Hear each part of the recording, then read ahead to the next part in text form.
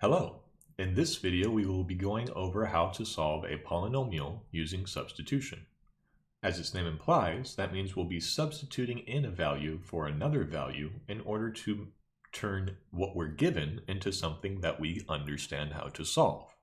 So in this case, we're given this x to the fourth minus 4x squared plus 4 equals 0.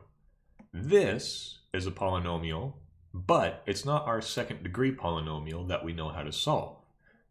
So how do we get it there? If we take the square root of both of these, we can turn this from x to the fourth and x squared to x squared and x, which will give us our ax squared plus bx plus c format, right?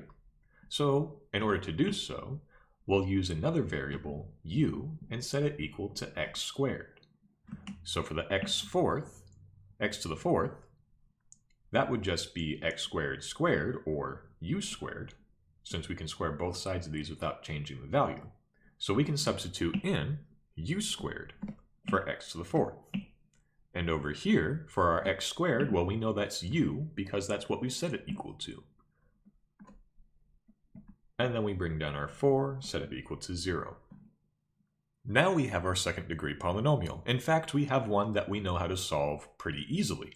We have what adds up to negative 4 and multiplies out to 4 at u minus 2, u minus 2.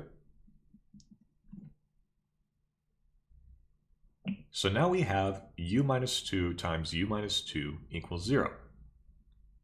If we set either of these equal to 0 and solve it, we'll be able to figure out what values we have available to us. So u minus 2 equals 0, u equals 2. Easy solution, right? However, we have our solution in terms of u, but we want it in terms of x. So we can take our value for u that we've discovered and plug it in here and solve for x. So we'd get 2 equals x squared. Well, that's easy. Square root both sides, and we have x equals plus or minus the square root of 2. Now, why do we have plus or minus?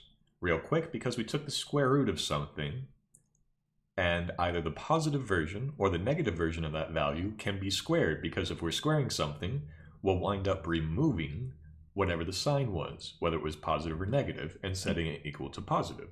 Isn't that true? Because if we squared negative square root 2, because we squared it, the negative will go away because it's a negative times a negative equals a positive, which would give us our 2. So there's our solution. We have x equals plus or minus the square root of 2. And we found it by starting with an equation that we didn't know how to solve, substituting in a value that turned it into an equation that we did know how to solve, and solving from there. Then, once we had the solution for the equation that we didn't know how to solve, we plugged it back in using what we substituted in and solved for our original variable. Thank you for watching. If you have any questions, please leave a comment in the comment section.